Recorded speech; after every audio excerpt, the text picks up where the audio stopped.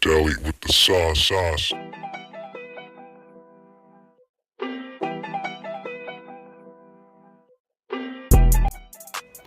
What is up, everybody? It is your boy Deli G, back in the studio, back in the lab once again for this episode 9 of the Deli G Show. All right, so I'm gonna take a page out of Mr. James Romero's book, the co-host of Story Time with Dutch Mantel and Ask Dutch Anything, a couple of my favorite pro wrestling podcast shows I like to listen to. So I'm gonna take a page out of his book and do a few plugs here, but it's gonna be a little different. I'm not plugging any products or anything like that. What I'm gonna start to do when I film all these is actually just give a quick shout out to my babies.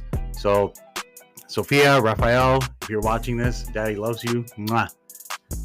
Very much. All right, that's the plug. So what's on the docket here? So a lot of things going on. We're a couple days past Canada Day, so NHL, NBA free agency. Marner traded to the Golden Knights.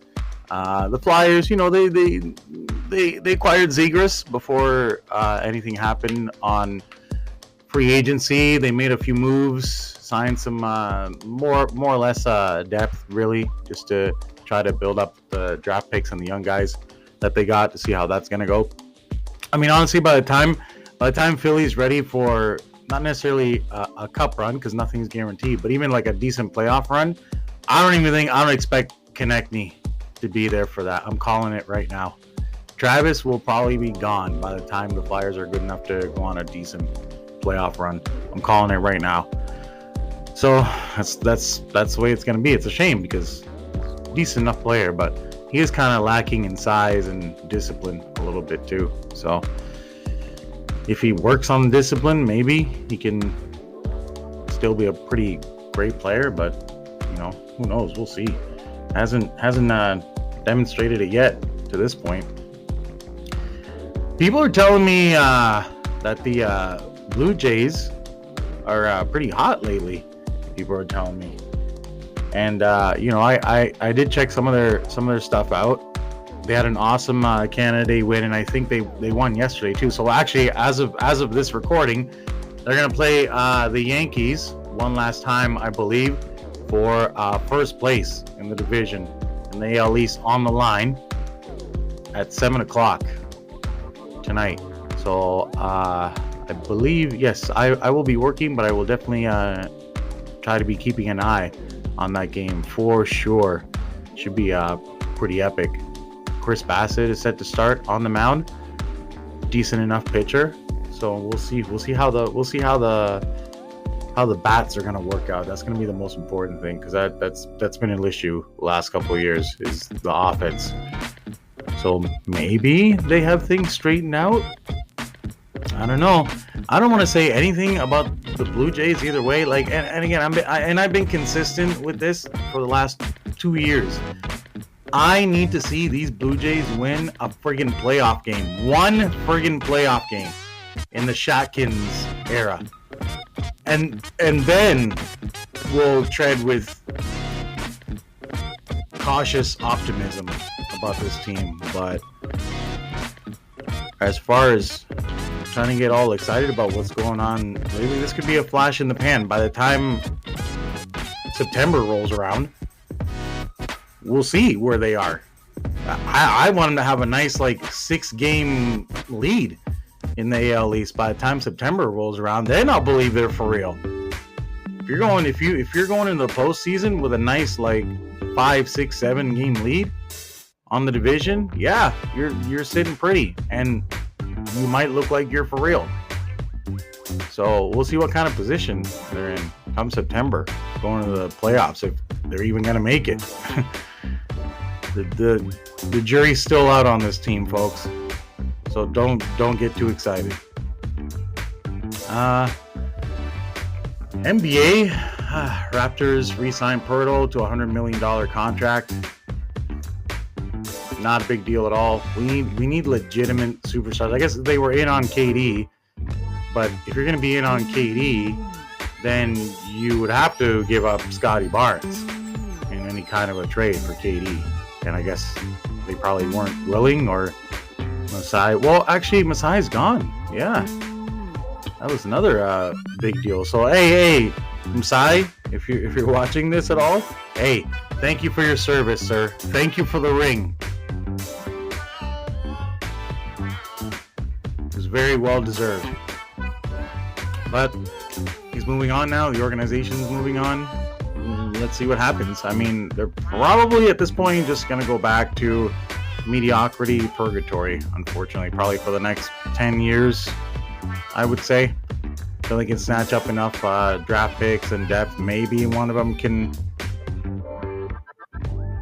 evolve and turn into a superstar. I don't know. It's going to be tough. It's going to be like tough waters for the Raptors the next few years. On the bright side, though, it could present the ability to get cheap tickets. So if you're in the area of South Central Ontario like I am, and you want to go catch a Raptors game, maybe in the next 2 or 3 years, maybe the ticket prices will go down because they're just going to be bad for a while now.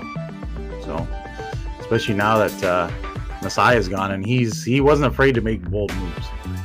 That was the other thing. Who knows what's going to happen when the new person comes in, how they're going to operate. We shall see.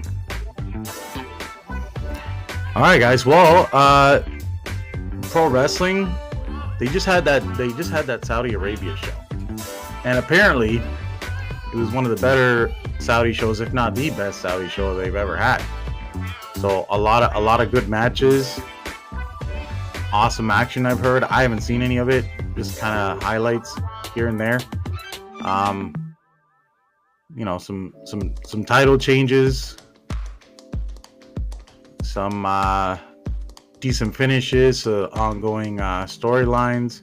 John Cena keeps the title and stays on his heel run, although the guy's getting cheered now because they see all of this footage of him outside the ring and just being super chill with fans and all that. So it's the guy can't help it, man.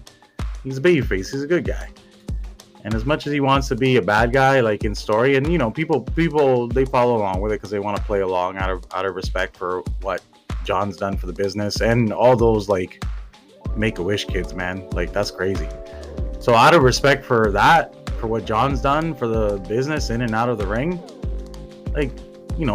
people boo him or whatever because he wants to be the heel and all that, but they don't want to do that. They want him to be a good guy. They wanted him to be a good guy the whole time and just take down douchebag Dwayne and that whole administration. So maybe it could come back around to something where John takes out Seth and his goons. I'm not a fan of making Braun Breaker some kind of stooge for Seth. I don't know. I think they have high aspirations for Braun Breaker, deservedly so. Second generation superstar. He's got the look, he's got the build, he's got the moveset. He can work the microphone. He's still young too. That's the crazy thing. But the thing about it is it would be better if he just had his own kind of singles run, but maybe this, what they're doing with him now, is just kind of a placeholder type of thing, and then he might be one of the guys that helps John turn on, or helps John defeat Seth, and he turns on Seth or whatever. So I don't know, they have a lot of possibilities, a lot of different ways to go with what they're doing now, which is pretty good for them. Pretty good for Triple H. He has a lot of stuff to work with, a lot of good talent coming up, and that's part of the reason why pro wrestling has had the resurgence that it's had, and more interest, more social media interest around the world, the deal with Netflix, the partnership with UFC. So many more people are being introduced to it that probably haven't seen it before or didn't want to watch it before, and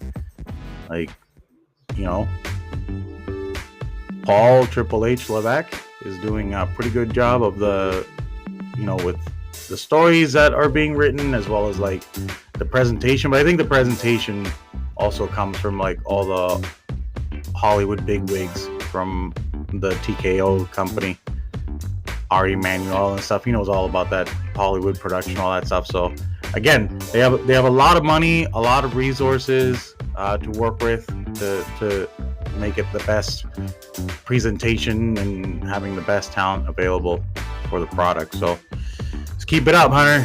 Doing a pretty good job so far. Don't fuck it up. Well, guys, that's all I got, I believe. Very abbreviated version. There's something I didn't want to get off my chest with you guys, but it's a bit personal and I don't want to jump on anybody. But what I will say is sometimes